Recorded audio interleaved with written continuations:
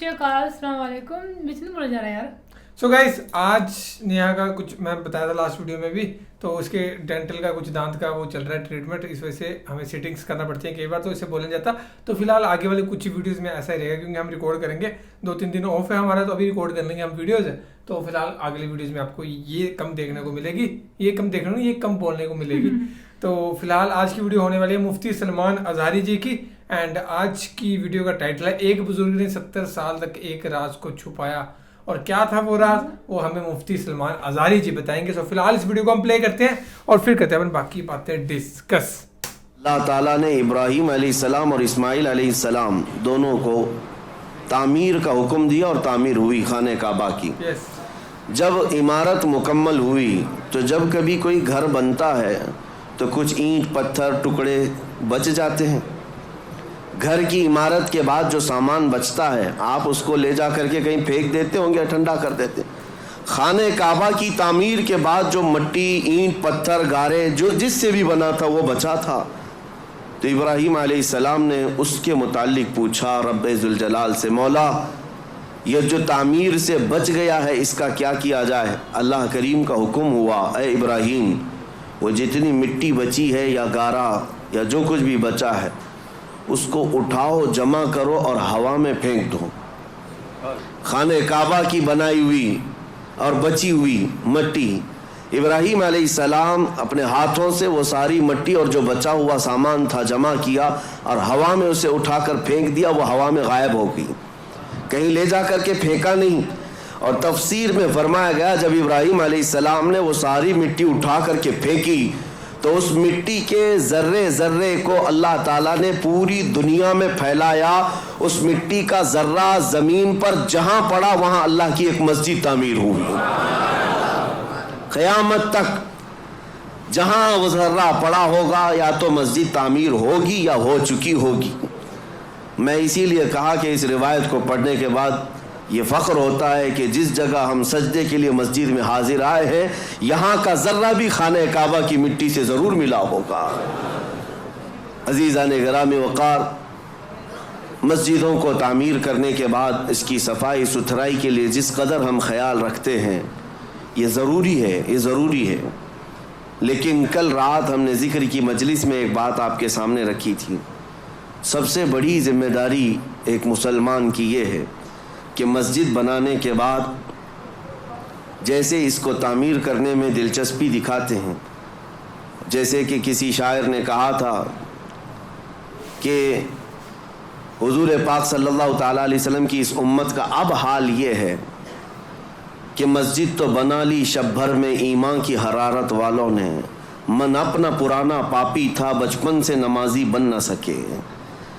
لیکن یہ تانا ہمارے لیے مناسب نہیں ہے جس شاعر نے ہمیں تانا دیا ہے، من اپنا پرانا پاپی تھا بچپن سے نمازی بن نہ سکے. آپ اس کو بدل کر کے دکھائیں کہ مسجدیں تعمیر ہوئی ہیں، قیامت کے دن یہ پوری مسجد اٹھائی جائے گی اور یہ اللہ کریم کی بارگاہ میں گواہی بھی دے گی. یہ بھی حدیث پاک میں ہے، کچھ مسجدیں اللہ کی بارگاہ میں شکایت کریں گی، مقدمہ کریں گی، اے رب ذوالجلال اس محلے والوں نے مجھے بھوکا اور پیاسا رکھا. اس سے پوچھا جائے گا تو بھوکی اور پیاسی کیسے ہوتی؟ مسجد کہے گی کہ جب اذان ہوتی تو مجھے بھوک لگتی، اگر یہ میری صفوں کو بھر دیتے تو میرا پیٹ بھر جاتا، مگر انہوں نے مجھے خالی رکھا، بھوکا اور پیاسا رکھا. مسجد اگر کسی کے خلاف مقدمہ کرے قیامت کے دن تو میرے عزیزوں پورا محلہ اس میں شامل ہو جائے گا. اس لیے آپ نے مسئلہ سنا ہے کبھی، ہر رمضان المبارکہ میں کوئی نہ کوئی ایک مسجد میں اعتکاف ضرور کرے، کیونکہ یہ مسجد کا حق ہے. اگر ایک بھی اعتکاف میں نہیں بیٹھا تو پورے محلے والے گنہگار ہیں، سب کے اوپر گناہ ہوگا، اور اگر ایک بیٹھ گیا تو سب کے اوپر سے ذمہ داری ختم ہو جائے گی. کیوں؟ مسجد کا حق ہے. اس مسجد کو رمضان کے آخری عشرے میں خالی نہیں رکھا جائے گا. اسی طرح سے جو بات میں عرض کر رہا تھا وہ یہ ہے کہ مسجد کو جس طرح تعمیر کر کے چمکایا جاتا ہے اس سے زیادہ تمہیں خیال ہونا چاہیے مسجد کے متعلق کہ مسجد کے متعلق آپ کیا کہتے ہیں؟ یہ اللہ کا گھر ہے. سب یہی کہتے ہیں نا، مسجد کیا ہے؟ اللہ کا گھر. اللہ کا گھر کا مطلب کیا ہے؟ اللہ رہتا ہے. اللہ رہتا ہے نہیں، نسبت کے لیے کہا گیا ہے کہ اللہ کا گھر ہے، اس کا مالک صرف اللہ ہے. کوئی مسجد کا متولی، کوئی مسجد کا امام، کوئی مسجد کا خادم، کوئی مسجد کا ٹرسٹی کبھی یہ نہ سمجھے کہ یہ میری پراپرٹی ہے. مسجدیں جو ہوتی ہیں وہ صرف اور صرف اس کی ملکیت اللہ کے حوالے ہیں. کبھی آپ نے سوچا کہ یہ مسجدیں جو شہید ہوئی ہماری، گورنمنٹ تو آفر دیتی ہے کہ اس جگہ چھوڑو دوسری جگہ بنا لو، ہم کیوں نہیں مانتے؟ اس کی وجہ یہ ہے کہ ہم اگر مالک ہوتے تو کمپرومائز کرتے. مالک اللہ ہے، ہمیں صرف حفاظت کے لیے مامور کیا گیا اور ہم زندگی بھر اس کی حفاظت ہی کریں گے. اور آپ کو پتہ ہے جب ابرہہ بادشاہ خانہ کعبہ ڈھانے کے لیے آیا تھا، کئی 100 ہاتھیوں کو لے کر کے اس نے مکہ میں سب سے پہلے بڑے بڑے لوگوں کا مال لوٹ لیا اور کئی لوگوں کو قید کیا. اس میں حضرت عبد المطلب جو رسول اللہ کے دادا ہیں، ان کے 100 اونٹ اس نے قبضہ کر لیے تھے. حضرت عبد المطلب خانہ کعبہ کے متولی تھے، اس وقت متولی تھے، خدمت پر آپ ہی مامور تھے. تو خانہ کعبہ کو ختم کرنے کے لیے آیا تھا ابرہہ بادشاہ یمن سے کئی ہاتھیاں لے کر. حضرت عبد المطلب گئے بات کرنے کے لیے کہ میں بات کرتا ہوں.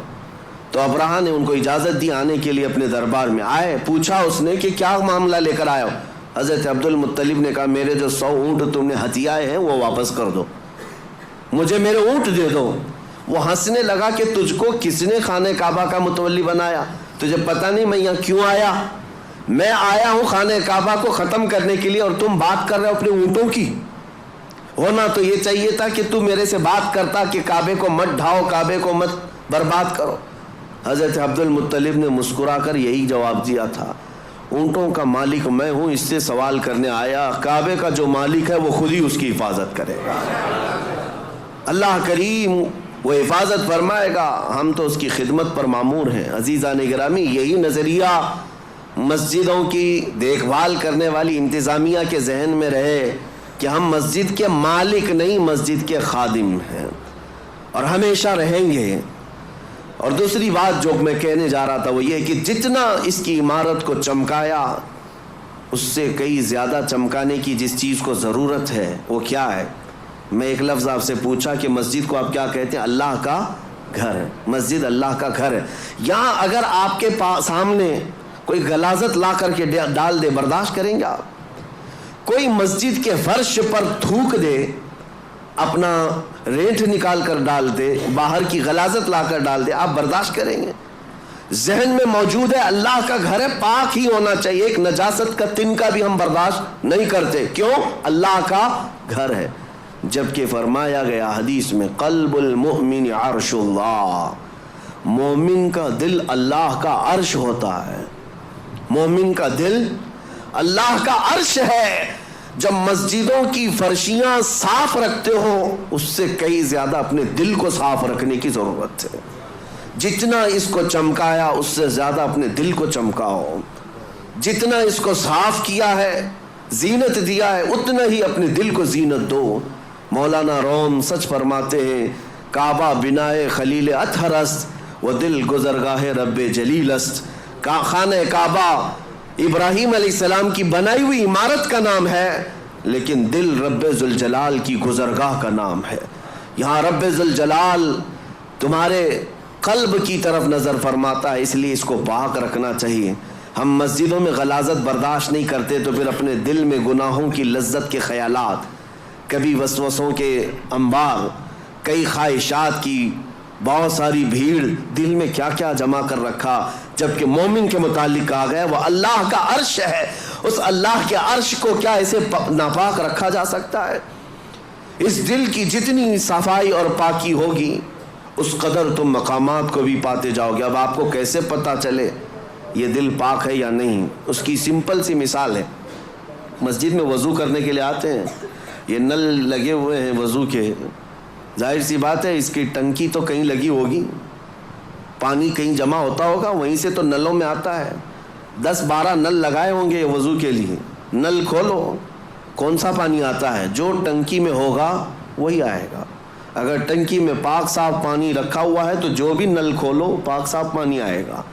اور ٹنکی میں اگر نجس پانی ہے, میلا پانی ہے, تو کسی بھی نل کو کھولو, میلا پانی نکلے گا. یہ مثال اس لیے میں دے رہا ہوں, اپنے دل کی ٹنکی کو سمجھ لو. اگر ہاتھ, پیر, آنکھ, ناک یہ سب اعضاء نل ہیں, یہ سب صحیح کام کر رہے ہیں, تو سمجھ لو کہ دل کے اندر سب پاکی صفائی ہے.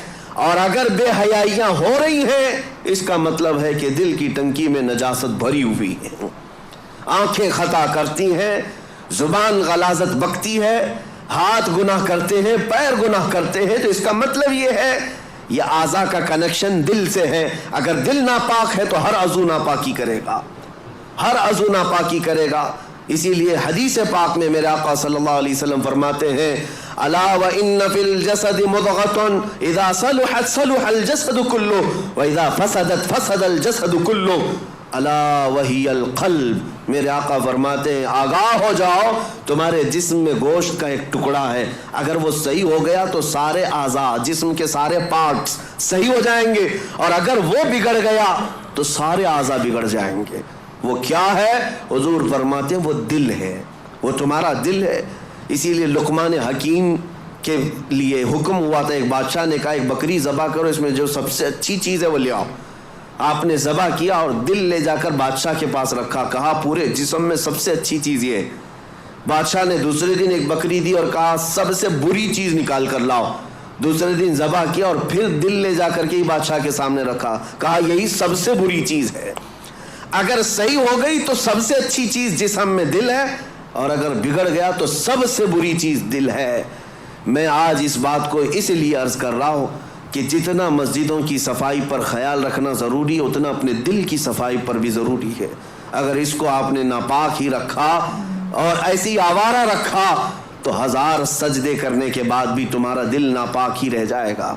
مجھے وہ بات یاد آتی ہے کہ بعض حضرات بہت ساری چیزیں صاف کرتے. ایک گاؤں میں کنویں میں کتا گر گیا تھا, اور مولانا صاحب سے آ کر انہوں نے مسئلہ پوچھا کیا کیا جائے. شریعت کا مسئلہ ہے کہ چوہا گرے تو اتنے ڈول پانی نکالو, بلی گری تو اتنے ڈول, کتا گرے تو پورا پانی نکال دو, کنویں کا پورا پانی نکال دو, نجس ہو گیا ہے. گئے گاؤں والے, پورا پانی نکال دیا. چند دنوں کے بعد پھر پانی بھرتا ہے کنویں میں, پھر بھر گیا تو اس میں کتے کے بال وال سب نظر آنے لگے. مولانا صاحب نے, مفتی صاحب نے پوچھا کہ یہ کیا ہے, ابھی بھی تو ایسی چیز بدبو آ رہی. کہا کہ حضرت ہم نے پانی تو پورا نکالا, کتا ابھی اس کے اندر ہی ہے. آپ نے کب کہا ہم کو کہ کتا بھی نکالو؟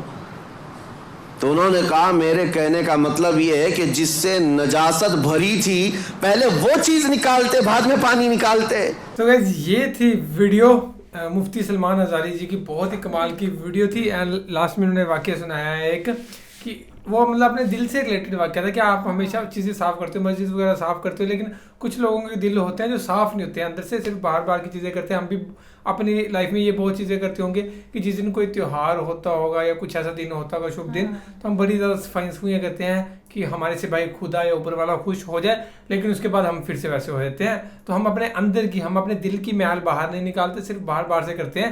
لیکن جو ہمارا خدا ہے جسے ہم چاہتے ہیں, وہ یہی چاہتا ہے کہ جو انسان کے دل کے اندر کا میل ہے نا وہ باہر نکل جائے, وہ ایک اچھا انسان بن جائے, so that at the and.